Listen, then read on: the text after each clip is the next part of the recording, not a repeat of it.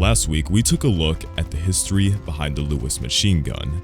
This week, as requested by a few of you in the comments, we are taking a historical look behind the Browning automatic rifle.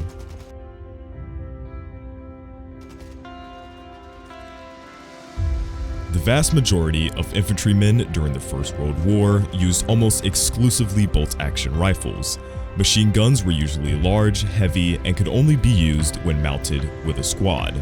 Other lighter machine gun options, such as the Lewis gun and the Shosha, began to appear to bridge the gap and offer more mobile firing power. Both of these weapons came with their own quirks and issues, but none seemed to have the overall reliability and usefulness that the bar offered. It wasn't until 1917 where the iconic weapons designer, John Browning, began his ideas to create a light machine gun for infantry use. Browning proposed two types of machine guns to Washington, D.C., the first of which being the Browning M1917, which is seen within Battlefield 1 in the Turning Tides expansion, and the Browning automatic rifle. The creation of the bar was relatively quick, and on February 27, 1917, Browning held a firing demonstration of his new automatic rifle in front of a crowd of 300 people. Upon seeing this, officials almost immediately approved of the BAR and was recommended for immediate adoption to the US forces. In July of 1917, over 12,000 units were ordered and were to be produced by Colt Firearms, which had exclusive rights to manufacture the BAR. However, due to the immense production of firearms Colt was already making for allies across the pond, the production of the bar was delayed. As the US grew nearer with the possibility of entering the war, a delay in the production of the BAR was unacceptable at this point. The manufacturing of the BAR was given to Winchester, and Winchester changed the design of the BAR to eject shells to the right side of the weapon instead of the top.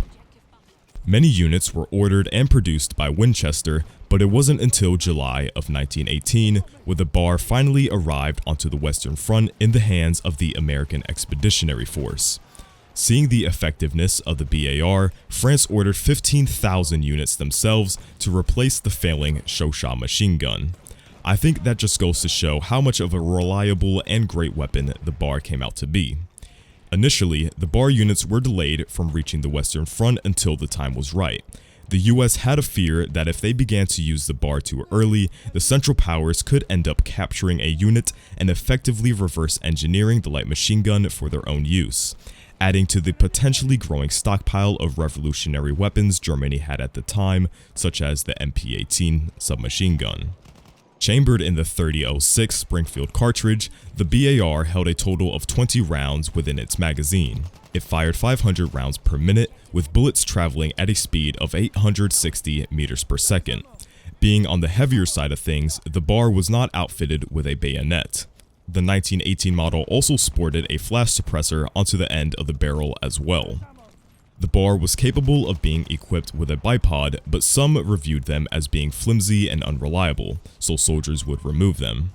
The bar wasn't actually officially adopted by US forces until 1938, before the outbreak of World War II. The BAR saw use in conflicts until the early stages of the Vietnam War, until it was replaced by the M60, which put the bar out of business, ending the life of the BAR within military service.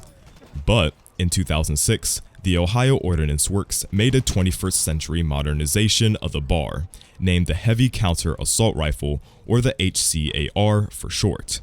As you can see, the weapon bears some resemblance to the bar in both its barrel and the main part of the gun itself, obviously with some modern improvements to the stock, magazine, sights, and other things. The BAR saw many variants of the weapon by countries like Poland, Belgium, Sweden, and China. Within Battlefield 1, the bar sits as one of the most used light machine guns in the game.